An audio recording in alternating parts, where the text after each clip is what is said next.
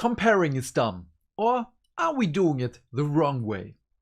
Hello my beautiful hammerheads and welcome back to another video. In this video I want to talk about one of the trends in our wargaming and miniature painting community.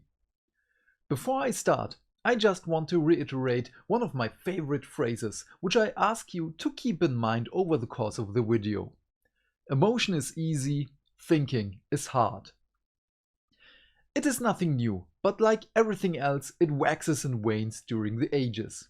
It is easy to compare our favorite hobby to other media and historic events and share our thoughts and opinions on the internet.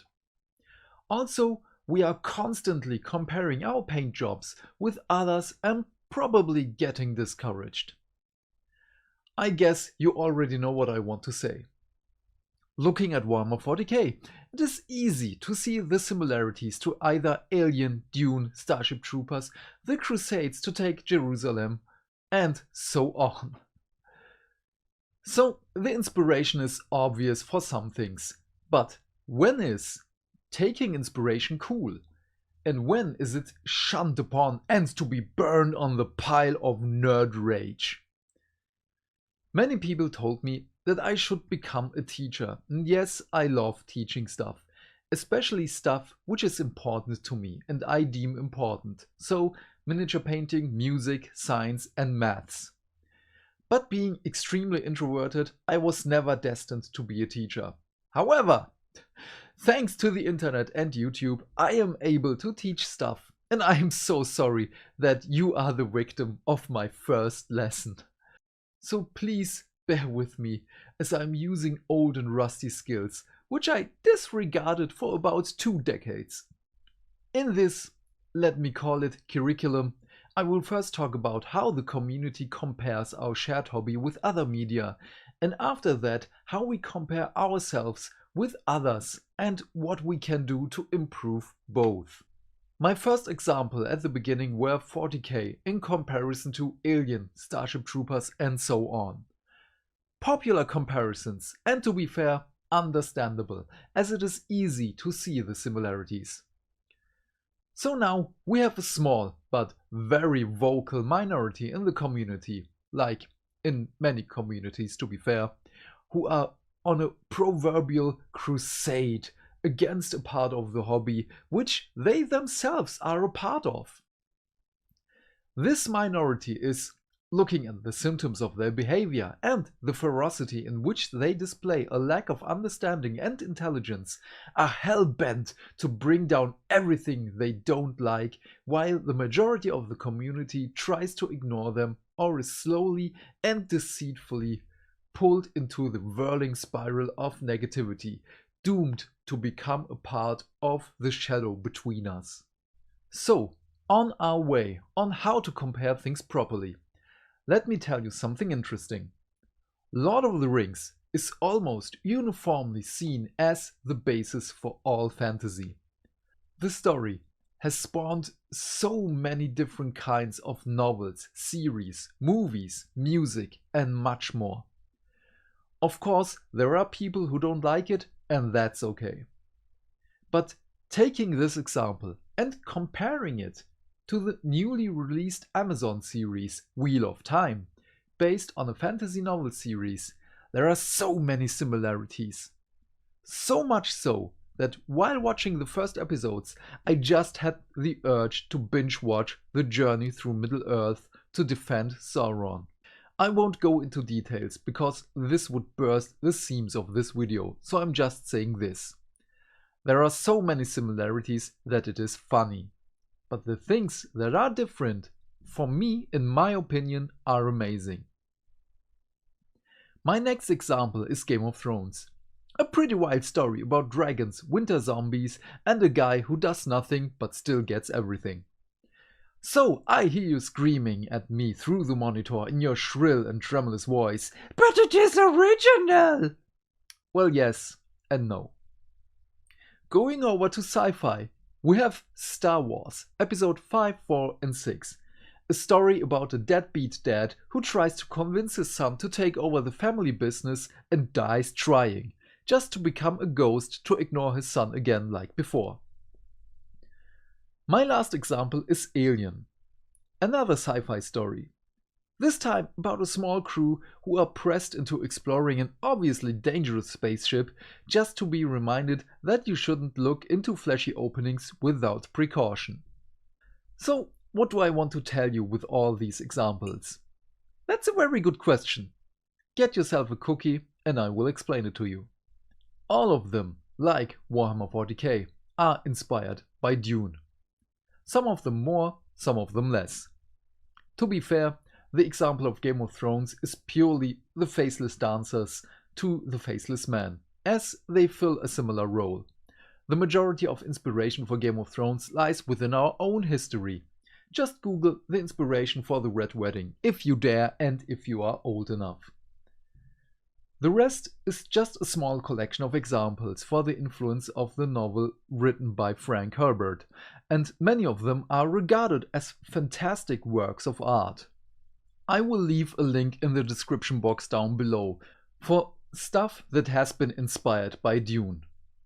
But while comparing everything to Dune, we should not forget that Dune was also inspired by another novel, Lawrence of Arabia, a very old book.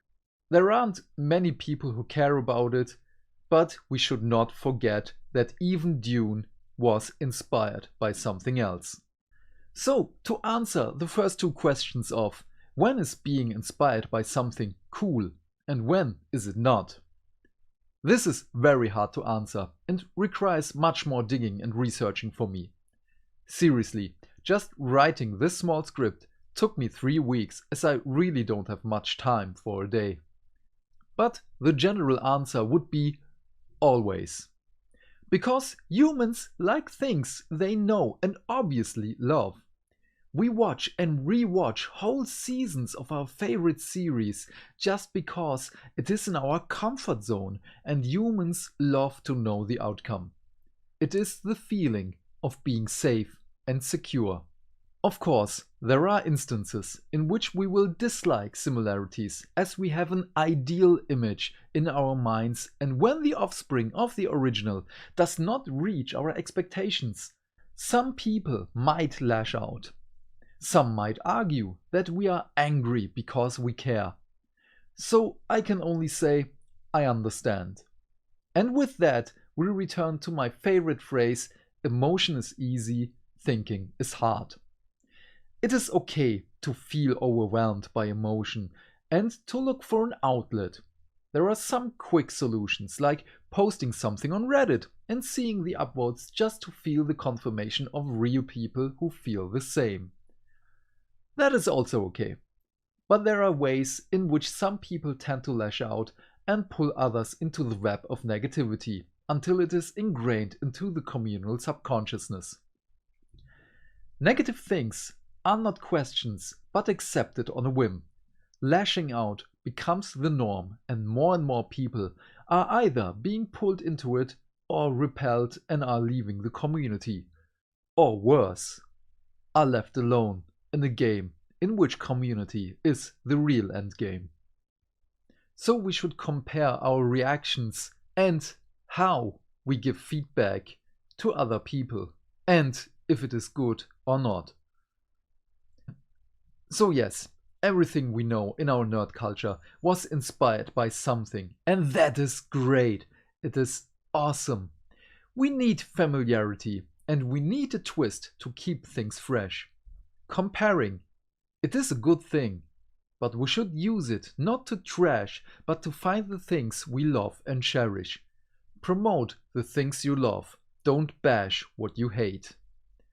The more negativity we accumulate over the days, weeks, months and years, the more it becomes a part of ourselves, and believe me, you will not like the person you will become. So, this turned out to be more of a talking to from an old dad, but I hope you understand. The second topic was about the comparison of our own hobby progress with the achievements of others. Every day we're watching tutorials on how to paint amazing models, looking at pictures on Reddit, Instagram, Twitter and so on. and there are so many amazing creators out there. So we automatically fall into the behavior of comparing our paint jobs with those of other people. Why? Because comparing ourselves to others is one of the worst things taught to us from childhood. For some, it is a boost to be better. It gives them energy and they will become more. For the rest, it is the absolute opposite. It kills every ounce of energy and leaves them empty. Comparing, again, is kinda good and bad at the same time. So why do I say it is one of the worst things taught to us? Because we are not being automatically taught how to compare. What is important? How should we compare? So, for me in my job, I compare data day to day, week by week, hundreds of data points per day on and how they change or not, while tweaking the machines. So when something changes, we have to look for an answer. Why did it change? Was it the temperature? Is it raining outside? The duration of time in which we acquired said data? Was it the same amount? Was it stirred, not shaken? What can we do to influence the machinery that it may work in the acceptable range of parameters and so on? That sounds very cold, but it is, weirdly, a very satisfying way for me to look at our shared hobby. Why does the person paint better than me? Well, the person is probably getting paid to paint the miniature. So that is at least 8 hours more a day in which that person can improve and practice, as I can only paint for maybe an hour a day. Maybe it is the favorite model of said person, and there again, there is the time investment. What kind of water was used to thin the paint? You might shake your head and think, what does that have to do with my paint job? But water is not equal in every part of the world, or even within a few kilometers.